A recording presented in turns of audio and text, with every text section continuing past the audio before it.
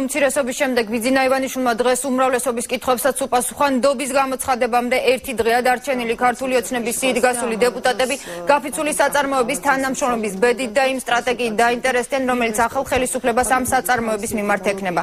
მოსალოდნელია თუ არა ცვლილებების შრომით კოდექსში. რა ბედი ეწევათ რეგრესის პენსიონერებს და როგორი ურთიერთობა ექნება ბიძინა ივანიშვილს მედიასთან. ამ თემების გარდა მომავალმა პრემიერმა უმრავლესობასთან გუბერნატორებისა და მერების შესაძლო არჩევის წესზეც ისაუბრა. ივანიშვილი პირობას დებს, რომ მისი ხელისუფლების პირობებში თვითმმართველობები გაძლიერდება.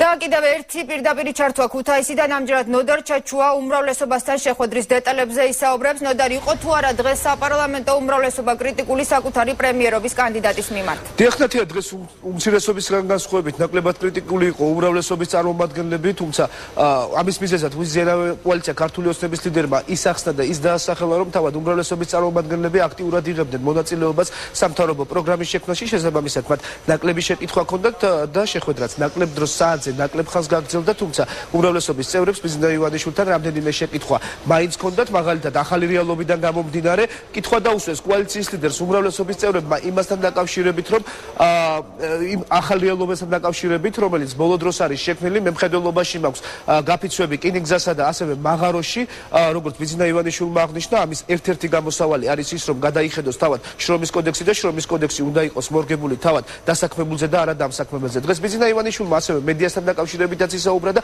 აღნიშნა, რომ როგორც ის, ასევე ყველა თითოეული მინისტრი იქნება გამჭვირვალე მედიისთვის და საზოგადოებას აქტიურად მიაწვის ინფორმაციას მიმდინარე მოვლენებთან დაკავშირებით. დღეს კოალიცია ქართული ოცნების ლიდერმა ასევე ყურადღება გაამახვილა გუბერნატორებისა და გამგებლების არჩევასთან დაკავშირებით. მან განაცხადა, რომ ეს საკუთარ პროგრამაში უკვე გაწერილი აქვს და ეს ხელს შეუწყობს ქვეყნის დეცენტრალიზაციას და თავად თვითმმართველობები გადაწყვეტენ საკუთარ თვითმმართველს და ასევე საკუთარ ბიუჯეტსაც. გარდა ამისა, უკვე უმრავლესობასთან შეხვედრის შემდეგ დახურული კონსულტაციები გაიმართა თავად ხტომათა დარბაზში, რომელსაც მედიას დასწრების შესაძლებლობა არ ჰქონდა, თუმცა ამის დასრულების შემდეგ ბიძინა ივანიშვილმა გააკეთა კომენტარი და როგორც მან განაცხადა, საუბარი იყო აჭარის მთავრობის თავმჯდომარესა და უმაღლესი საბჭოს თავმჯდომარესთან დაკავშირებით. დასახელდა სამი სავარაუდო გვარი აჭარის მთავრობის თავმჯდომარის კანდიდატურაზე, ესენია არმაზ ახვლედიანი, ჯემალ ფუტკარაძე და არჩილ ხაბაძე, ხოლო ავთანდილ ბერიძე უზენაესი საბჭოს თავმჯდომარის კანდიდატურას დაიკავებს, ხოლო აჭარის მთავრობის თავმჯდომარე ჩემს მიერ დასახელებული სამი კანდიდატიდან იქნება უკვე გამოკვეთილი. ჩვენ მქონდა ცდილობა, რომ უფრო წინ წავწეულიყავით, მათივე სურვილი იყო და მე მომანდეს და ჩვენს გუნდს, რომ გადაწყვეტილება მიგვეღო. სამივე მისაღებია საინიციატივო ჯგუფისათვის. მე დავავალე და დღეს მიმართავენ პრეზიდენტს, რომ დაჩქარდეს უმაღლესი საბჭოს სესიის მოწვევა, მისი განცხადება საჭირო ამისთვის 26-ისთვის, ეგისთვის რო თხოვოთ და დღეს დაუკავშირდებიან იმუშა ჯგუფს, ვისთანაც თანამშრომლობენ ჩვენები. ამ დროით მე ვისარგებლებ კიდევ საბოლოო გადაწყვეტილების მიღებამდე, რაც თავარია მე უფლება მომცეს ყოველგვარი დემოკრატიული პროცედურების დაცვის გათვალისწინებით. წარმართა კონსულტაციები, მსჯელობა, კონსტრუქციული დიალოგი იყო,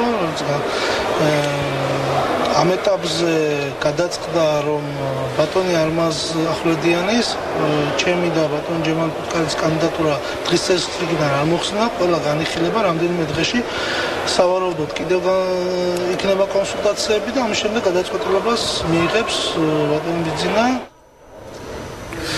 რაც შეეხება პროცედურებს, უკვე აჭარის მინისტრთა კაბინეტისა და უზენაესის საბჭოს თავმჯდომარის არჩევასთან დაკავშირებით ეს გადაწყდება მას შემდეგ, რაც უკვე უზენაესის საბჭო შეიკრიბება და საბჭოს თავმჯდომარეს ან ავთანდილ ბერიძეს დაასახელებენ საბჭოს თავმჯდომარე და ისინი ქართული ოცნება აჭარის უზენაესის საბჭოში მყოფი ქართული ოცნება აირჩევს უკვე ავთანდილ ბერიძეს თავმჯდომარის თანამდებობაზე, ხოლო შემდეგ უკვე უზენაესის საბჭოს აქვს ადრიანი ვადა იმისთვის, რომ მინისტრთა კაბინეტის კანდიდატურა განიხილოს და შემდეგ უკვე ის საკუთარ თანამდებობაზე დაამტკიცოს.